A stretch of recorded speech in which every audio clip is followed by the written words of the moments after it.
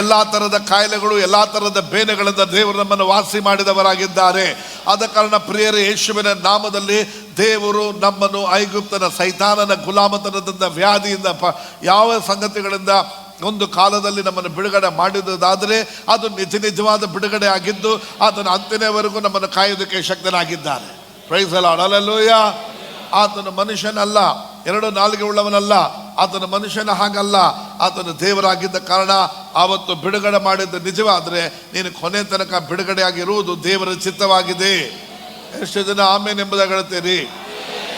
ನಿನ್ನ ಜೀವಿತದಲ್ಲಿ ಏನೇ ಬಂದರೂ ಅದನ್ನು ನೋಡಿ ಹೇಳು, ಯೇಸುವಿನ ನಾಮದಲ್ಲಿ ಇದು ದೇವರ ಸಂಬಂಧಪಟ್ಟದಲ್ಲ, ದೇವರ ಸಂಬಂಧಪಟ್ಟದ್ದು ಯಾವುದು ನನ್ನದಲ್ಲ, ಅದು ನೀನೇ ತೆಗೆದುಕೊಂಡು ಹೋಗು ಎಂಬ ಹೇಳೋ ಅಧಿಕಾರ ಕರ್ತನ ನಿನಗೂ ನನಗೂ ಕೊಟ್ಟಿದ್ದಾರೆ. Praise God, hallelujah. ರೈಟ್, ಕೆಳಗೆ ಓದ್ಕೊಳ್ಳೋಣ.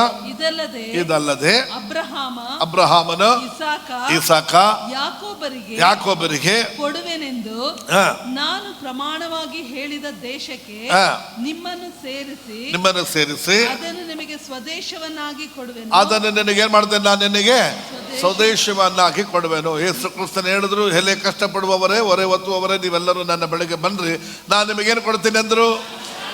ಎಷ್ಟು ಜನ ವಿಶ್ರಾಂತಿಯನ್ನು ಅನುಭವಿಸುವವರಾಗಿದ್ದೀರಿ? ಇವತ್ತು ವಿಶ್ವಾಸಿಗಳು ಹೇಳ್ತಾರೆ, ನನಗೆ ಬಹಳ ಆಗೋದಲ್ಲ. ಇದೇ ರಾಗ ಯೇಸುವಿನ ನಾಮದಲ್ಲಿ ಬಿಟ್ಟು ನೀನು ಹೇಳಬೇಕು, ದೇವರ ಕೃಪೆಯಿಂದ ನನಗೆ ವಿರೋಧವಾಗಿ ಸನ್ನದ್ಧವಾಗಿ ನಿಂತಿದ್ರು, ಯೇಸುವಿನ ನಾಮದಲ್ಲಿ ಜಯ ಕೊಟ್ಟ ದೇವರಿಗೆ ಸ್ತೋತ್ರ. ಒಂದು ಕಡೆ ಬರುವ ಶತ್ರು 7 ಕಡೆ ಏನ್ ಮಾಡ್ತಾನೆ? ರೈಟ್, ಬರೋದಿಲ್ಲ ಅಂತ ಹೇಳಿ ಬರ್ತಾನೆ, 7 ಕಡೆ ಓಡಿ ಹೋಗತಕ್ಕಂಥವನಾಗಿದ್ದಾನೆ.